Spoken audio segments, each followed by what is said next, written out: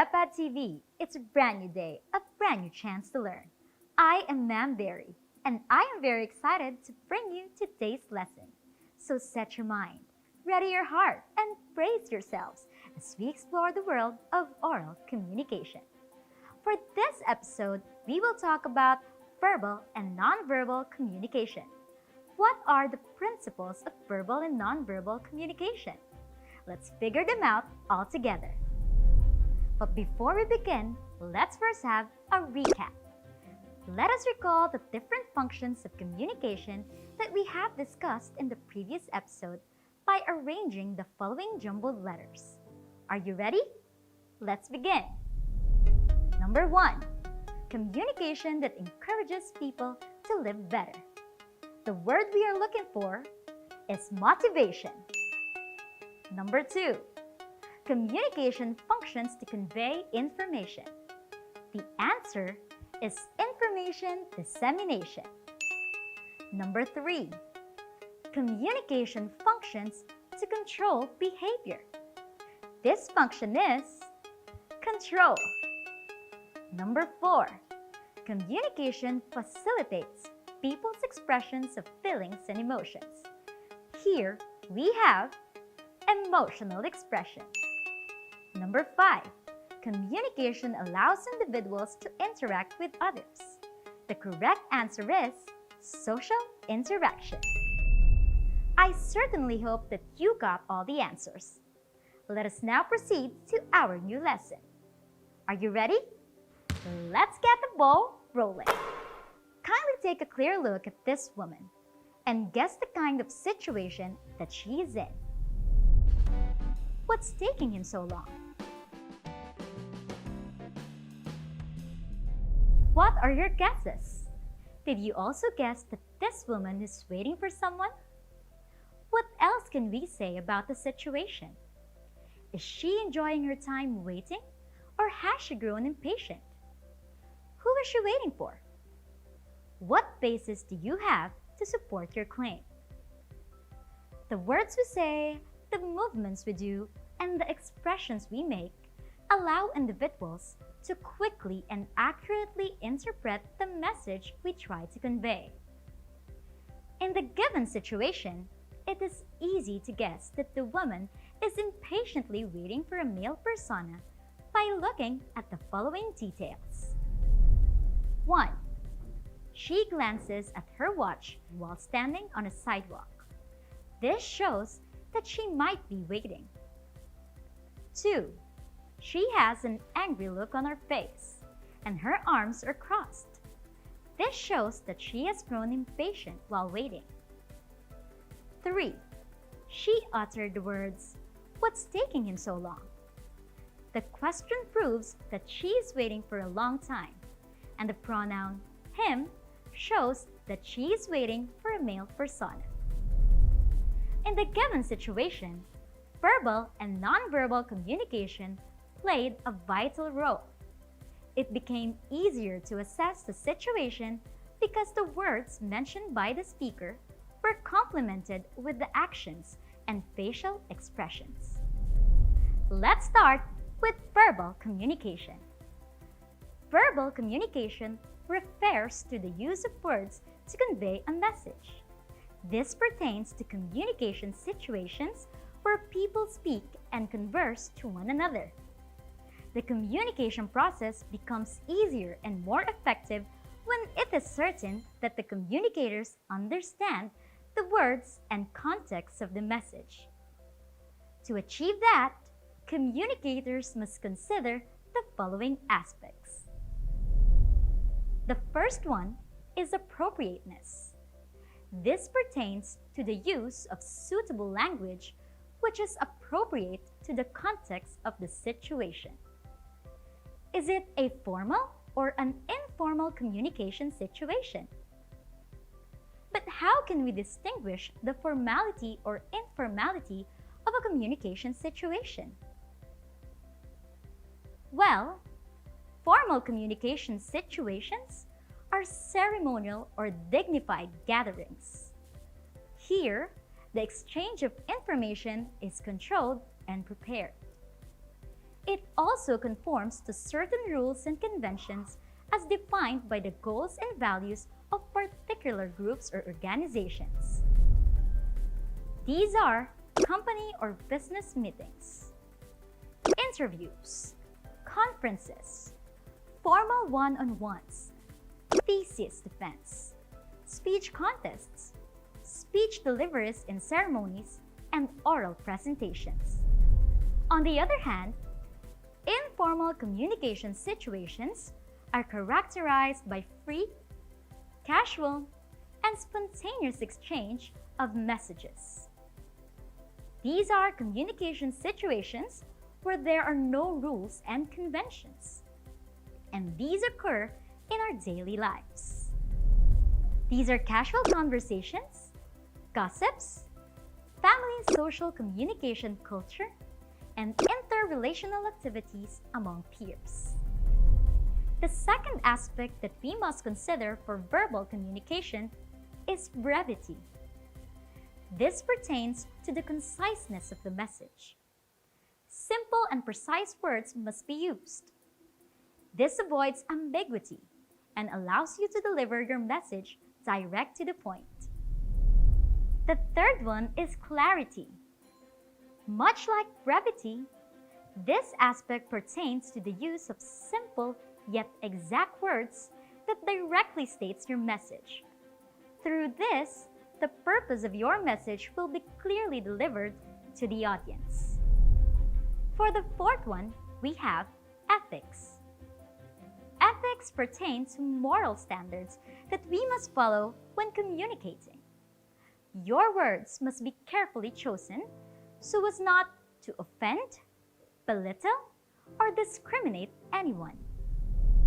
Always take note of your receiver's age, gender, race, social status, and beliefs so you can adjust and avoid biased judgment that you may unintentionally commit. Respect is a top priority when communicating with others. Just a dear reminder, respect begets respect. The last aspect to be considered for verbal communication is vividness. This pertains to descriptive words which make your message sound lively and vibrant. This appeals to your creativity in constructing your messages. This language should appeal to the senses so you can elicit an active and vigorous response from your receiver. Again, the aspects that you need to consider to achieve effective verbal communication are appropriateness, brevity, clarity, ethics, and vividness. Now let's have nonverbal communication. Nonverbal communication refers to a collaboration of movements which are used to convey a message. These are actions such as hand gestures, body language, facial expressions, posture, tone of voice, or appearance. This does not require nor include any spoken or written words. The commonly used nonverbal cues are as follows. We have bodily kinesthetic. These are your head movements, eye movements, facial expressions, way of sitting, standing, or walking, and hand gestures. What emotion does this facial expression portray? When speaking in front of an audience, will this head movement show that you are confident? Do your eyes move left to right and up and down? Or do you practice having eye contact with your audience? Are you a swayer, a statue, or a pacer? We also have attitude or behavior to specific situations and manners of dressing. These nonverbal cues largely depend on the formality and informality of the communication situation. What must you wear in a specific communication situation? And what should be the attitude that you must behave? Lastly, we have tone of voice. It is easy to determine the mood of a communication situation based on the tone of voice used by the communicators. We would know the situation when the communicators are shouting at one another, when the communicators are whispering, or when the communicators are producing high-pitched sounds. These nonverbal cues correspond to a message that may be interpreted by your audience. To avoid misinterpretation from our audience, first, we have to be aware of our movements. To do that, we may record ourselves while delivering a speech and observe our movements very carefully.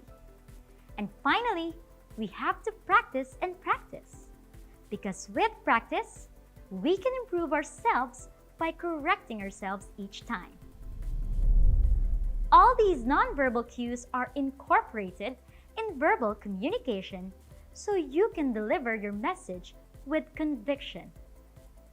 These can also help you emphasize your point. These nonverbal cues can make your message more meaningful. These can give you more confidence too. These also allow you to connect to your audience. And above all, these make you a credible speaker. Now that we have finished discussing the principles of verbal and nonverbal communication, let's answer this. Fill in the missing words to complete each statement. Choose your answers from this word bank. Are you ready? Let's start. Words are important in relaying blank or information.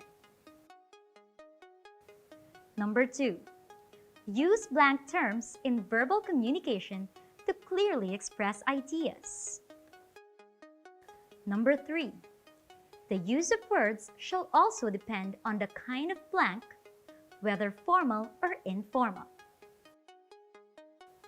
Number 4. Speakers shall use simple words to be more blank. Number 5. It is important to state your purpose clearly to avoid blank. Are you done? Let's check your answers. Number 1. Words are important in relaying messages or information. Number 2. Use specific terms in verbal communication to clearly express ideas. Number 3. The use of words shall also depend on the kind of environment, whether formal or informal. Number 4. Speakers shall use simple words to be more credible. Number 5. It is important to state your purpose clearly to avoid misinterpretations. I certainly hope you were able to get all the answers correctly. Now, this next activity has to be done after this show. Watch a morning or primetime news and observe the verbal and nonverbal cues used by the broadcaster in delivering the news. Identify the verbal activities for any of the aspects of verbal communication and the nonverbal cues used. Also, indicate the importance of the nonverbal cues. Use these charts as your guide. Allow me to give you an example. The title of the show I observed is DepEd TV Senior High School Oral Communication. The teacher broadcaster is Ma'am Berry, and the airing date was October 5, 2020. For the verbal communication part, the verbal activity that I have observed falls under vividness. I have observed that the teacher broadcaster used descriptive words to make the statement lively and vibrant. The statement is, "Welcome to DepEd TV. It's a brand new day, a brand new chance to learn." For the nonverbal communication chart, the nonverbal activity I have observed is that the teacher broadcaster waved her hands when she said goodbye to the students. The importance of waving the hands while saying goodbye is to emphasize the end of the show. Now it's your turn to watch and observe a morning or primetime news show and observe the verbal and nonverbal cues you may find. This is the chart that you need to fill out. I am optimistic that you will accomplish this task. Are you ready for a short quiz? Chop chop, let's begin. You will write T if the statement is true and F if it is false. The proper use of nonverbal communication can make you an effective speaker. Number 2. In word use, you must consider the nature and situation for appropriateness. Number 3. Clarity is achieved by using simple and plain words that are easily understood by the audience. Number 4. Individual differences shall be considered when delivering a message. Number 5. Make your message simple and comprehensible when conversing. Are you done? Let's check. The proper use of nonverbal communication can make you an effective speaker. This is true. Nonverbal communication enhances the delivery of a message, thus making you an effective speaker. Number 2. In word use, you must consider the nature and situation for appropriateness. The answer is true. Our choice of words should depend on the formality and informality of the communication situation. Number 3. Clarity is achieved by using simple and plain words that are easily understood by the audience. This is true. The use of simple and plain words allows you to state your message clearly and direct to the point. Number 4. Individual differences shall be considered when delivering a message. The answer is true. If we consider the individual differences of our audience, we will be able to avoid giving out offensive or disrespectful comments or biased judgments. Number 5.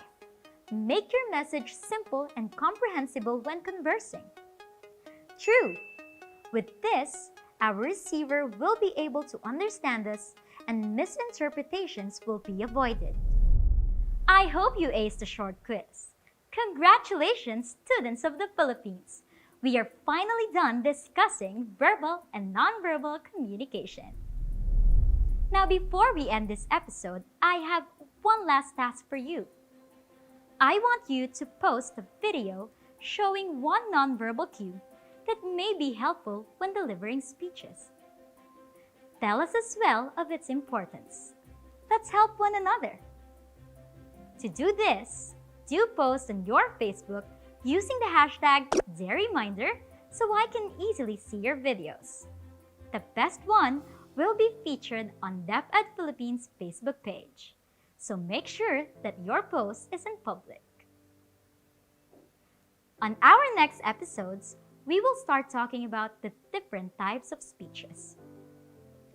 Once again, this is Ma'am Derry, bringing you lessons in communication and leaving you with a dare reminder: don't just speak with your mind, speak with your heart. Ciao!